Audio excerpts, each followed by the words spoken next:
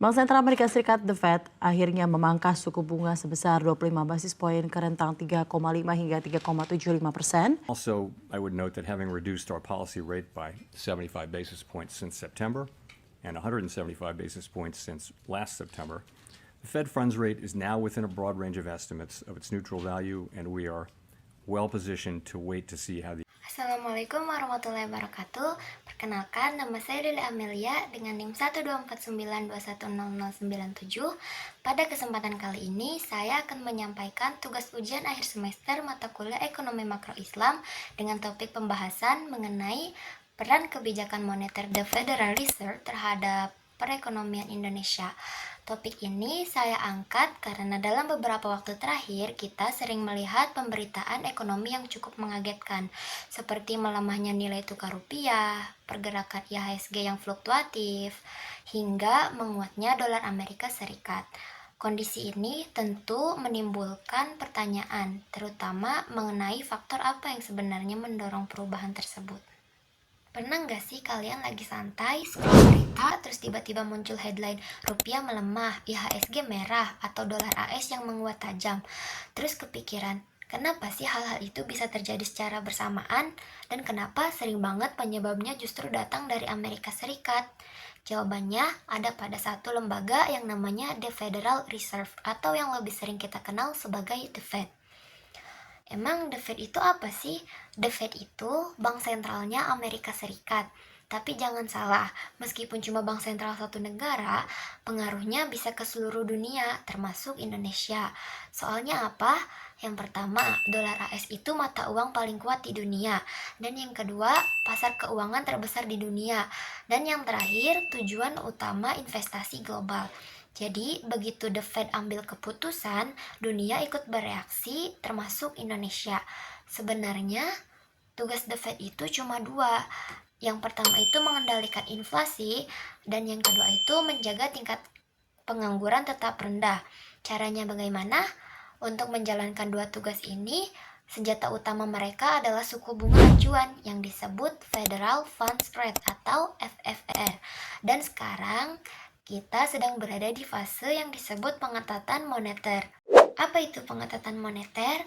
Pengetatan moneter artinya The Fed menaikkan suku bunga. Tujuannya sederhana, yaitu menahan laju inflasi, mengurangi konsumsi berlebihan, dan mendinginkan ekonomi yang terlalu panas. Tapi efeknya bukan cuma dirasakan di Amerika, dan dampaknya pun merambat ke seluruh dunia. Sekarang, coba bayangkan ini. Amerika Serikat menawarkan obligasi pemerintah yang aman, imbal hasil yang tinggi, dan risikonya yang sangat rendah.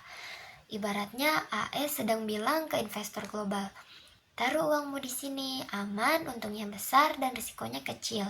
Lalu, apa yang dilakukan investor global? Mereka pindahkan uangnya ke AS. Nah, ketika dana asing keluar dari Indonesia, kita menyebutnya capital outflow, dan dampaknya itu berlapis, seperti investor menjual saham dan obligasi Indonesia, permintaan dolar AS meningkat, dan kalau dolar makin dicari, rupiah kena tekanan. Begitu rupiah melemah, harga impor bisa naik, IHSG merah, inflasi berpotensi naik, dunia usaha jadi lebih berat, dan ujung-ujungnya kita juga yang kena dampaknya. Jadi, walaupun The Fed itu jauh di Amerika, efeknya bisa sampai ke harga barang di warung dekat rumah. Inilah yang disebut jalur transmisi kebijakan moneter global. Suku bunga AS naik, arus modal berpindah, nilai tukar tertekan, stabilitas ekonomi negara berkembang terganggu. Indonesia sebagai emerging market sangat sensitif terhadap perubahan ini. Tapi tenang, dalam dunia ekonomi tidak ada fase yang berlangsung selamanya. Ada satu momen yang selalu ditunggu-tunggu, yaitu the Fed pivot. Pivot itu artinya The Fed berhenti menaikkan suku bunga, bahkan mulai menurunkannya. Dan kalau itu kejadian, biasanya obligasi AS jadi kurang menarik. Investor mulai mencari return lebih tinggi, dana kembali ke negara yang berkembang. Dan Indonesia pun rupiah berpotensi menguat.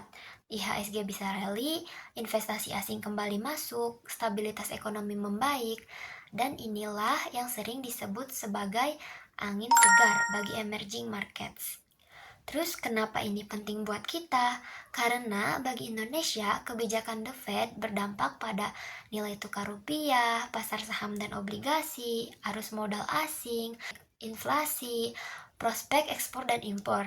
Makanya, Bank Indonesia pun sering menyesuaikan kebijakan ini untuk meredam efek global ini. Kenapa kita perlu paham?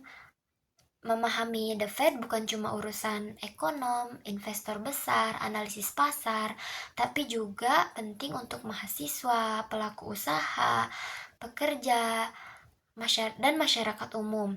Karena pada akhirnya ekonomi global akan selalu berpengaruh ke ekonomi nasional. Jadi, bisa kita simpulkan bahwa The Federal Reserve bukanlah institusi yang jauh dan tak relevan. Keputusan mereka bisa melemahkan atau menguatkan rupiah, bisa mengguncang atau mengangkat pasar saham, bisa memengaruhi harga barang di sekitar kita. Memahami dinamika The Fed ini adalah langkah awal untuk melek ekonomi global dan lebih siap untuk menghadapi perubahan. Karena di era globalisasi ini, ekonomi tidak lagi mengenal batas negara. Demikian pembahasan yang dapat saya sampaikan mengenai peran kebijakan moneter The Federal Reserve terhadap perekonomian Indonesia. Terima kasih. Wassalamualaikum warahmatullahi wabarakatuh.